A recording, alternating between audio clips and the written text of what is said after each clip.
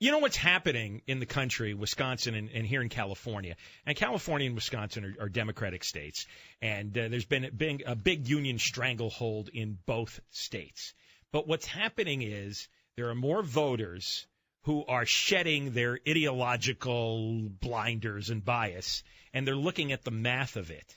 And they're seeing that mathematically you can't give all this money to public workers who aren't working anymore. And quite honestly, in a bad economy, they think more that way. Yeah. Honestly, people are stupid in that when the economy's doing well, they're more likely to let the government do what it wants to do. Well, pay no attention. 10, 12 years ago, nobody paid attention to government workers and their pensions. And Gray Davis giving away good deals. And then the unions got extremely greedy and bent Gray Davis over and extracted huge pension promises. Gumby is pliable. He was very pliable. But see, this is the thing. I read the other day that even Franklin Roosevelt, under his administration, we got Social Security. We got Medicare. No, not Medicare, but we had the groundwork laid for Medicare later on.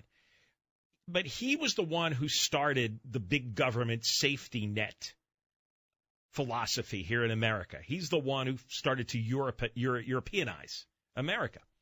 And he said, way back in the 1930s and 40s, he was against the unionization of government workers because it created a huge conflict of interest.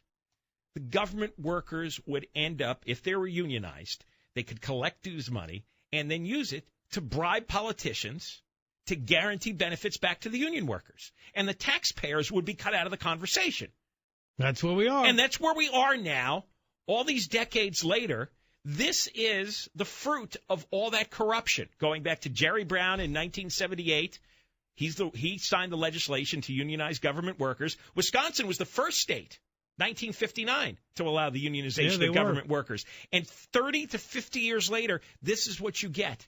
30 to 50 years of bribery of state legislators and governors. It leads to bankruptcy. And it leads to bankruptcy. And yeah, I think I read a quote, even one of the founding fathers warned against this kind of behavior. Did they really? Yeah, I can't remember. It's a glimmer way back in my the recesses of my mind. But whether or not that's actually true, Roosevelt saw the dangers of this, and the danger is real. This danger bankrupts countries, cities, states, counties. It bankrupts it because the union thugs have no morality. They have no conscience. They're all about greed, and they don't care if Greece goes down in the toilet or California goes in the toilet or L.A. or San Jose or San Diego or Wisconsin. They don't care. Somebody's got to care and stop it. And now you're seeing voters from both parties and independents coalesce to say, okay, this math doesn't work.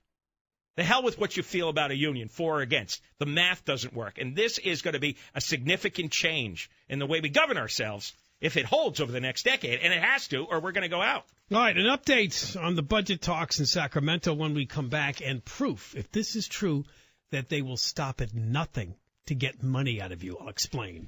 John, catch.